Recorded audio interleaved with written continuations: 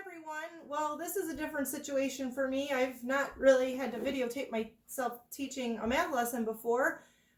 So I hope you bear with me. A lot of times your questions will guide me on how I teach and what I'm going to do next. So I'm going to try and think of everything, all the questions that you may possibly have, and cover everything that you need to know for this lesson. All right. So this is a lesson on area. Remember, we've been learning how to find the perimeter and area of a shape. Last week we were finding the area of a shape by counting unit squares. Okay, those were all those little squares that we saw in the shape. All we had to do was count them up, and that would tell us the area.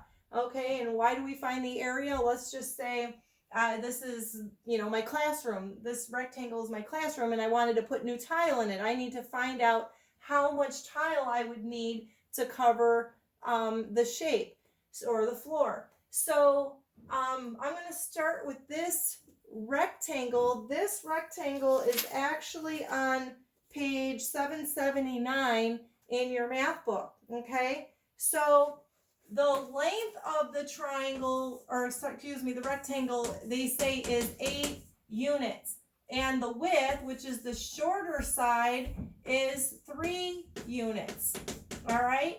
Now, we can find the area in square units by tiling this. And what they mean by tiling the shape is by drawing your own unit squares.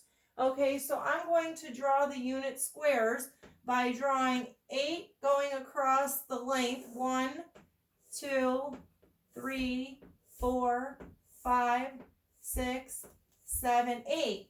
All right, and now how many lines am I going to draw going across for the width? It's going to be 3 because that's what the unit was that they gave us. Okay, so 1, 2, 3. It doesn't have to be perfect. But you should get it as close as you can. Now, I want you to think back to November when we were learning about multiplication. Remember, in order to find the product of a multiplication problem, we would draw an array and count the squares. This is pretty much the same thing. So if I count up all of my squares in the rectangle, I would have 24 square units. Now remember, I told you that area is always labeled in square something, square units, square inches, square centimeters. Okay, so since I didn't have inches or feet or anything like that, I have to label my rectangle with square units. All right, what do you notice about these two numbers? If you're thinking that this is an array, you're thinking multiplication. So if you look at how all 3 numbers are related, you would see that this is actually a multiplication problem. 8 times 3 equals 24, and so we have 24 square units. This is the area of this shape. Okay, so over here I have what's supposed to be a perfect square, and this is actually on page 781. This is number 4. So I'm going to do the first one for you. All right, the directions say tile each rectangle to find its area. Draw unit squares on each side. So tiling it means we are just drawing our squares. So our square has 6 units here and 6 units here.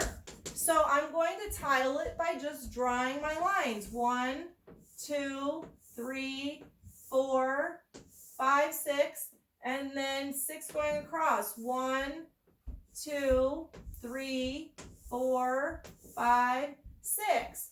Now, I can find the area by counting the unit squares. If I count them all up, I'm going to have 36 square units. All right, this is the area of the shape. All right, now I want you to think of it as another way. This is an array.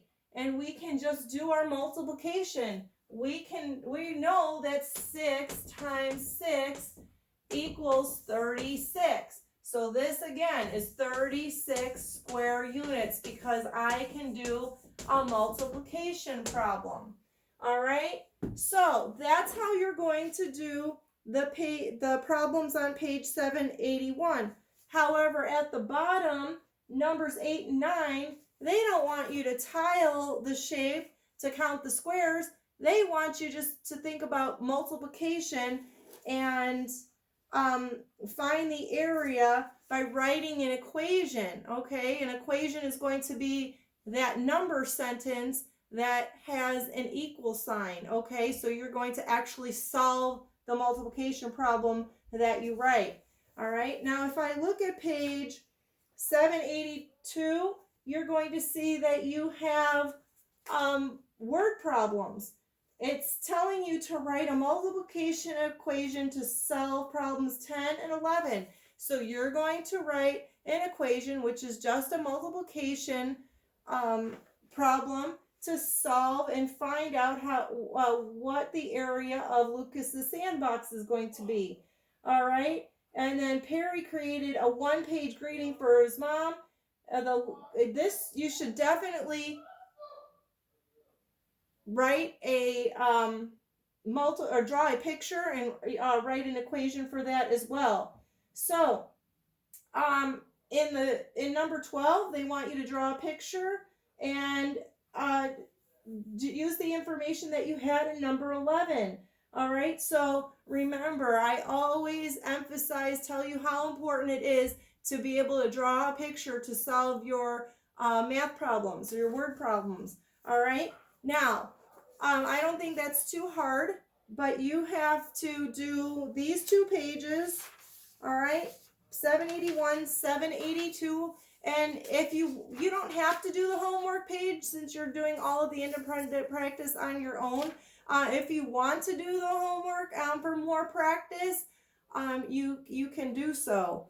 All right. So do your simple solutions. I have everything in the email. If you guys have any questions, feel free to ask me a question, and I will come back tomorrow with another lesson more about area.